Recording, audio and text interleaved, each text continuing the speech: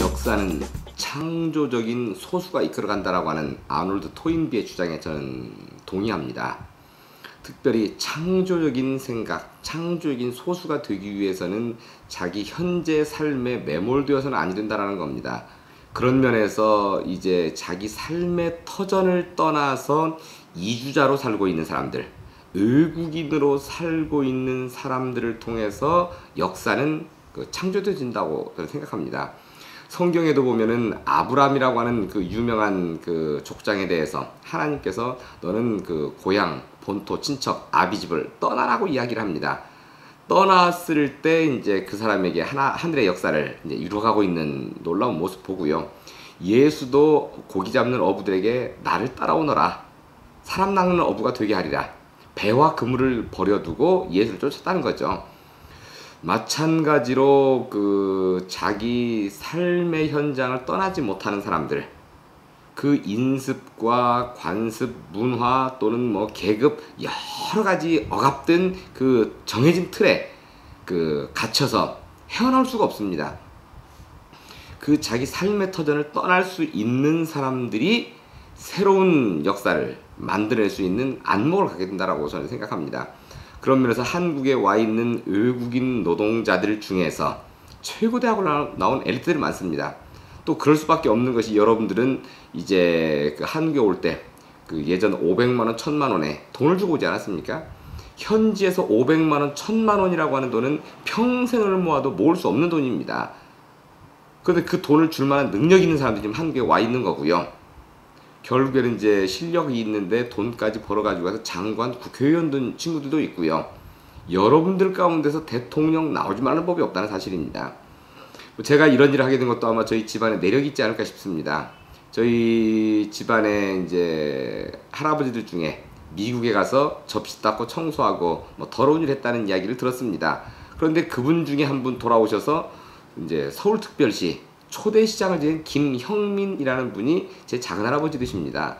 근데 그분이 군정 시절에 한성 판윤이라는 직책을 받았고 이제 서울이라는 이름을 만든 것도 그분 시절의 내용이고요. 그렇다면은 이제 외국인 노동자로 살았지만 최고 지도자가 돼 있는 모습처럼 그 여러분들 가운데서도 이제 그 나라의 장관, 국회의원이나 또는 이제 뭐 대통령을 그 해나갈 인물도 있다라고 생각하는 부분입니다. 특별히 한국의 초대 대통령이 이승만이라는 대통령입니다. 근데 그분 같은 경우 미국에서 참 접시 닦고 청소하면서 합법 불법을 넘나들면서 또는 이제 공부도 하고 노동도 했습니다. 근데 그분이 우리나라 초대 대통령이었다는 거죠. 또 그분의 부인은 프란체스카라고 하는 오스트리아 출신 외국 여성입니다. 외국인 여성이 우리 한국의 초대 대통령 부인이었다는 사실이죠. 그렇다면 여러분들은 이제 그 삶의 터전을 떠나서 새로운 세계에 대한 안목을 키우고 있는 참 위대한 인물들이라고 생각 들어지고 창조적인 소수로서 이제 역사를 발전시키는 그 일들을 감당할 수 있다고 생각 들어집니다. 바로 여러분들이 속한 여러분들의 나라, 여러분들이 잘 민주화를 이뤄내고 경제성장도 이뤄내고 참 바람직한 그 나라와 민족 만들어 주시기를 요청드립니다. 갖은 역경과 고난 속에 이끌어온 지난 3년의 시간은 어쩌면 기적과도 같은 일이었다. 하지만 먼 길을 마다 않고 이곳에 오는 이들. 작은 병을 방치하다 죽음에 이르는 이들. 그리고 이곳을 통해 삶의 희망을 찾은 이들이 있는 한 외국인 노동자 전용 의원이 밝히는 기적의 등불은 영원히 꺼질 수 없다. 제가 초등학교 5학년 때 시골에 살다가 서울에 전학을 왔습니다. 시골에서 보자기에 이제 도시락과 책을 싸가지고 여학생들 허리에 둘러매고 남학생들은 이제 가슴에 둘러매고 다녔습니다. 그리고 이제 서울에 오자마자 보자기에 책을 싸가지고 갔더니 아이들이 놀리는 거예요. 소풍 왔냐는 거죠. 참 책상에 주저앉아서 하염없이 눈물만 흘릴 수밖에 없었고요. 이제 한 열흘쯤 지났을 때 담임 선생님이 국어책을 읽도록 저에게 지시를 했습니다. 책을 읽기 시작했는데 아이들이 깔깔대고 웃기 시작하는 거죠. 이제 사투리 억양이 섞여 있다는 거죠. 그러면서 했습니다 하면 다 하면 따라오는 거예요. 결국에 우스뽀가 터졌고요. 저는 너무도 속이 상해서 이제 또 주저앉아서 울기 시작했죠. 선생님이 저를 나오라고 하더니 반장도 나오라고 하고 반장을 시켜서 제 뺨 세대를 때리도록 했습니다. 반장 선생님 지시였기 때문에 뭐 힘껏 후려쳤고요.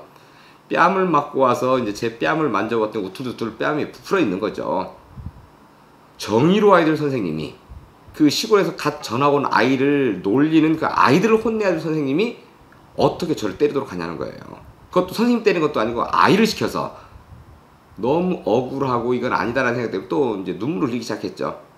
선생님 또 나오라고 하더니 반장 시켜서 제 뺨 세대를 또 다시 때리도록 했습니다.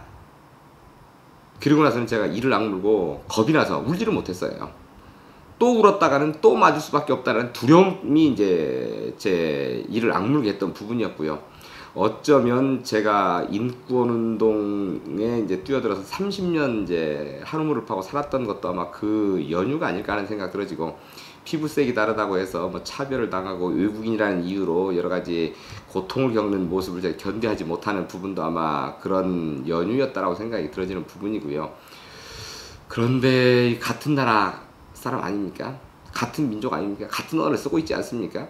단지 시골에서 서울에 올라왔다는 이유만으로, 사투리가 좀 섞여 있다는 이유만으로, 억양이 다르다는 이유만으로 뺨을 맞고 눈물 흘리면서 제가 억울했던 그 모습이 지금도 남아 있습니다. 외국인 노동자나 국제결혼한 다문화 가정 그 외국 여성들 어떻겠습니까? 말도 통하지 않고 문화도 다르고 생활이 다른 여기에 와서 그들이 겪는 하루하루가 고통의 연속입니다. 이들을 우리가 따뜻하게 잘 보살피고 이들을 격려할 수 있는 이 일, 자원봉사도 있고요, 후원하는 일도 있고요. 여러분 직접 오셔서 만나보시고, 똑같은 사람입니다. 똑같은 감정과 정이 있는 분들이고요. 바로 이들의 손을 잡아주시고 또 이들의 눈물도 닦아주시고 이들을 따뜻하게 안아주시기를 요청드립니다.